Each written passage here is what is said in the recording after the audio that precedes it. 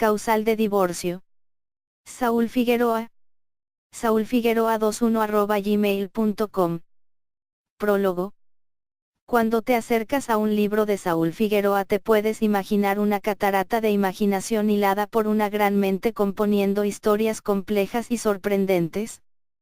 Causal de divorcio es, sin temor a equivocarme, una de las mejores obras del autor. Ella despierta en el lector el lado más oscuro del subconsciente, nos introduce en un mundo de magia, supersticiones y crudas realidades. Sus personajes parecen nacidos de lo más íntimo de la psiquis humana obligándonos a pensar en sus miedos, dudas y miserias.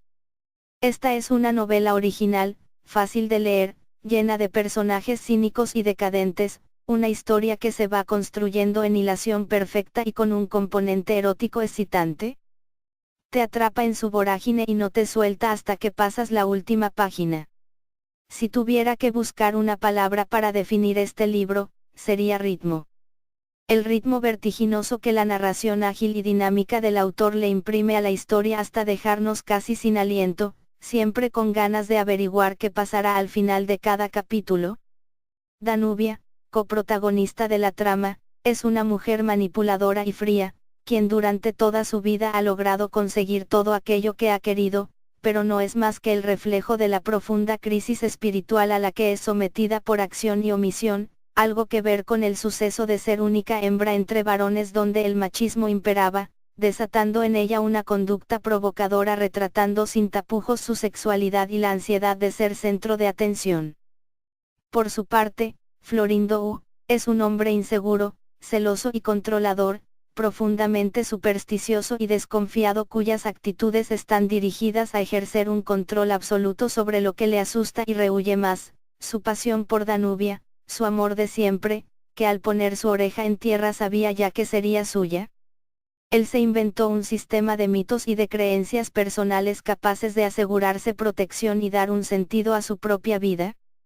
Sus personalidades definitivamente antagónicas son como trenes a punto de estrellarse, sin embargo, logran un aparente equilibrio muy parecido a la felicidad.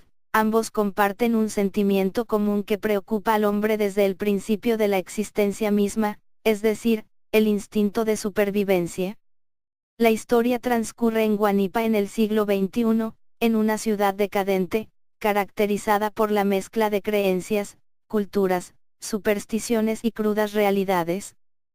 Con un extraordinario manejo de los tiempos, Figueroa nos lleva a un final inesperado e impactante. ¿Qué más puedo decir? Excelente obra, bien escrita y con mucho ingenio y el toque de locura marca de la casa que tanto nos gusta. Georgina Azcárate. Capítulo 1. Todos de pie. Preside el honorable juez Eladio Pinto. El asistente judicial hizo una reverencia y el juez entró con solemnidad al recinto consciente de su poder representado en su vestimenta protocolar. Toga y birrete pulcramente negros que le daban mucha solemnidad a su andar. Este juez desnudo sería un bolsa, pensó el imputado a pocos pasos del magistrado. La sala estaba a medio llenar. Como de costumbre, la primera fila estaba vacía. La solemnidad de los jueces vestidos de negro hacían esa primera fila poco atractiva para los asistentes a los juicios. Estos solían dividirse en tres grupos: los asiduos, aquellos que por diferentes razones o circunstancias acudían con cierta frecuencia a la corte. Algunos eran estudiantes de derecho, docentes, pasantes, trabajadores judiciales, entre otros.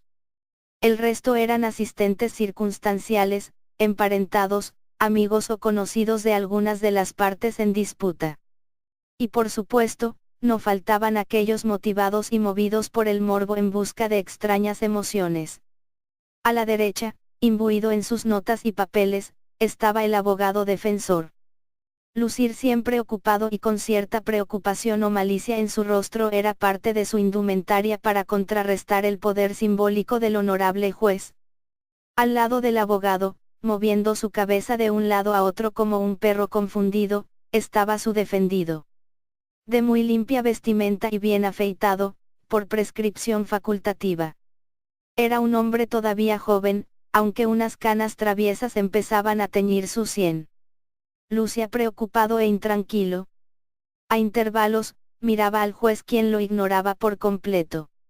Al rato su mirada alternaba con el abogado, quien lucía extremadamente concentrado en sus documentos, lo que le generaba alguna desconfianza. A ratos, y solo con el rabillo del ojo, intentaba identificar a los presentes y sus motivaciones para estar en aquel juicio. Volvió a mirar con desconfianza a su defensor. Era un hombre en sus 50, gruesos cristales en montura de carey le daban un aire lejano y ausente. Parecía más bien un docente de teología o una vaina así. A pesar de la tensión que sentía el defendido, de las circunstancias y del momento, una sonrisa traviesa se dibujó en su rostro. Pensó que aquella supuesta concentración de su abogado era para espantar el miedo que ambos estaban sufriendo, cada uno desde su perspectiva. Lo había conocido a través de un amigo a quien había confiado su grave situación, y quien no dudó al expresarle: «Tienes que contratar un buen abogado». Sonrió de nuevo. Esta vez, meditando sobre el hecho de que nadie le recomiende a uno un abogado regularcito o más o menos, sino búscate un buen abogado. Su defensor le lanzó una mirada de recriminación. Sonreír en un juicio en nada ayuda a la contraparte, mucho menos con aquel juez cuya fama de implacable sobrepasaba las fronteras del distrito judicial de su competencia. Entendió la mirada recriminativa de su abogado y su sonrisa se esfumó en un rictus gracioso. Se habían reunido la primera vez en el bufete del litigante. El despacho estaba ubicado en un centro comercial cercano al tribunal. Muchos abogados compartían sus oficinas en cómodos cubículos. Dr. Alonso Aguirre, abogado litigante, se leía en la puerta. Siempre le cayó mal que los abogados se abrogaran el título de doctor, sin siquiera hacer postgrado, mucho menos doctorado. Aquella situación siempre lo predispuso en contra de estos. La oficina era amplia y estaba bien iluminada. Ninguna de los objetos arrojaba luz sobre la personalidad de su titular. Apenas una foto de antaño al lado de una mujer hermosa.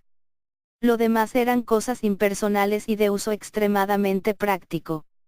Florindo Ullorca, el ahora sentado al lado del defensor, era un ingeniero de prestigio, tenía 47 años y un grave problema que dificultosamente resumió al litigante. Este le miró con ojos incrédulos y se limitó a responder con cierta emoción: «Eso no es causal de divorcio». Capítulo 2. Danubia era una mujer extremadamente atractiva, inteligente, discreta y con clase. Florindo Ullorca, enseguida se dio cuenta que era una mujer muy especial. Compartieron y se identificaron con muchos gustos y costumbres en común hasta que terminaron en la cama.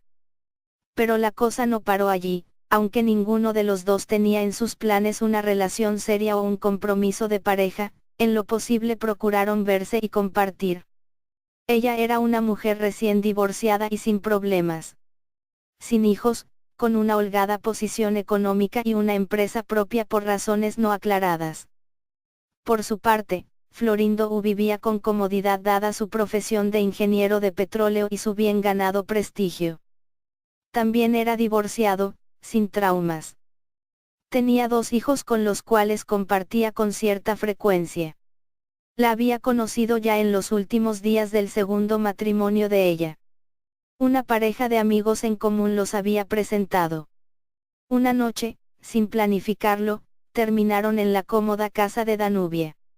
Estaba ella, su esposo para la época, una amiga común y la pareja que los presentó.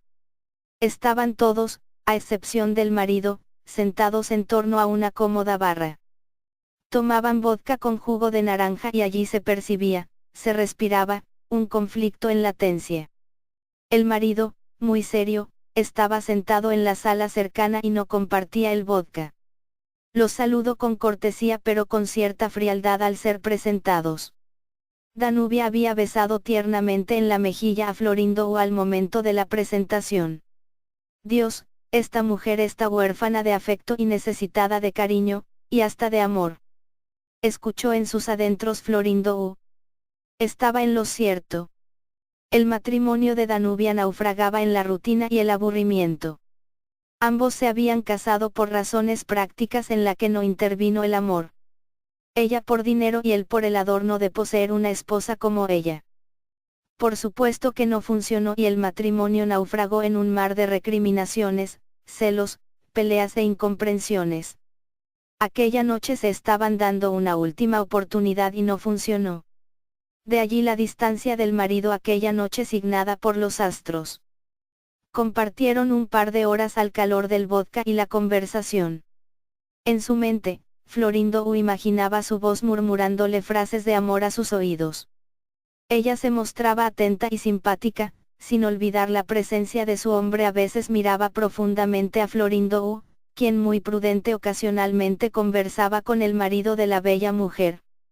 Hubo un par de ocasiones en que sus manos se rozaron al azar, fue un corrientazo en carne viva. En 2 ocasiones se sorprendieron mirándose intensamente a los ojos y fue sublime. La segunda ocasión fue tan larga e intensa que ella lo hizo aterrizar con un guiño pícaro de sus ojos hermosos. ¿Verdad, Florindo, que las tentaciones existen?, dijo para todos sonriendo con sus dientes de perlas. El esposo se disculpó y se fue a dormir, y todos decidieron marcharse. En la puerta de la mansión y en tono de despedida ella lo volvió a besar tiernamente en la mejilla y le apretó ligeramente su mano. Florindo percibió la tibieza y humedad de sus delicados dedos y no pudo menos que pensar: Dios. Esta mujer tienen años que no la cogen bien.